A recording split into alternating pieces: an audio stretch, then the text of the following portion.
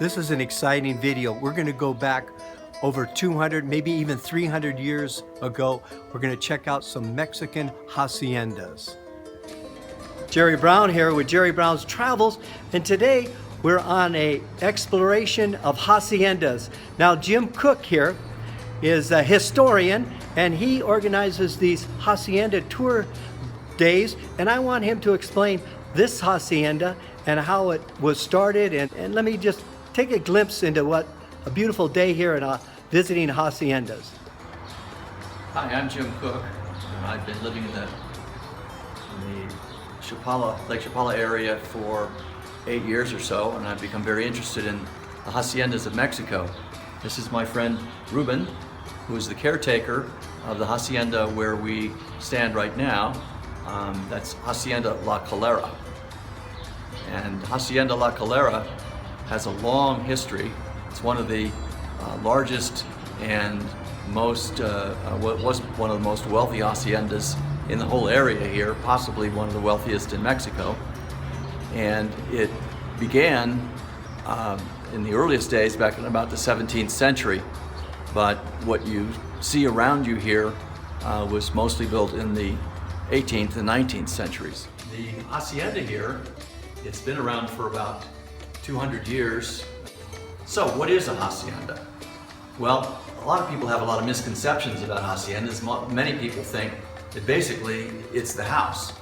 But really, the word hacienda is a Spanish word, and it comes from the Spanish verb hacer, which means to make or do something.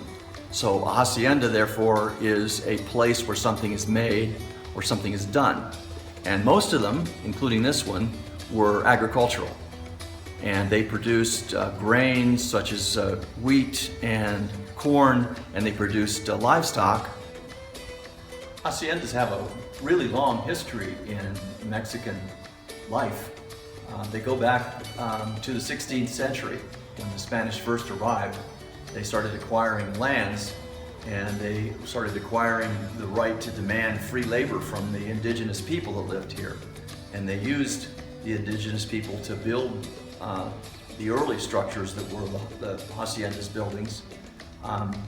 And the hacienda system really controlled most of the arable land in Mexico up until the 1910 revolution, and continued to control a lot of it even for 20 years after that, until they were finally broken up in the mid-1930s.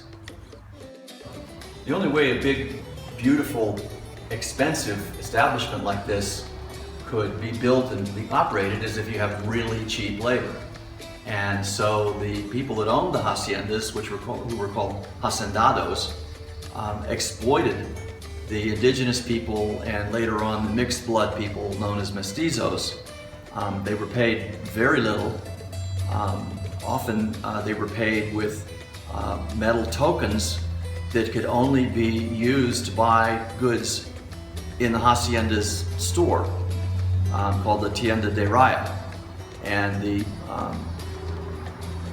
so when payday came, they'd go and buy things on credit at the Tienda de Raya, and of course the hacendado or his administrator kept the books. And the peones were illiterate, and they had no idea what was going in the books or how accurate it was. So they were kept in what was essentially debt slavery for many, many years. In fact, through the generations, because if you were a peon and you died or became disabled, then your debt fell on your family, and particularly your sons, and they were bound by it. So people were literally bound to stay on the haciendas, and it was illegal to leave if your debts weren't cleared. So the hacendados had a really good deal going for them, and they could live in splendor in great palaces such as this one, while the peones lived in little one-room, dirt-floored huts and provided all the work that made the whole thing operate. I spent my career in the United States working as a labor organizer, so I was quite interested to see how the economics behind how these great palatial estates worked. No question about it that the peones who worked here were grossly exploited. And there are, in fact, many modern examples in the United States of similar exploitation. And the people who run those corporations now should keep in mind what happened to the Hacendados. I want to give a thanks to Jim Cook for putting on these Hacienda tours. He puts a lot of work in it. He puts a lot of labor of love. I want to thank you, Jim. You're the greatest. Keep doing what you do. It's appreciated by all of us. Look below in the notes and see the link to Jim Cook's blog. Yes, it's free to subscribe. And check out some more YouTube videos we have on Mexico and retirement. Thank you, Jerry.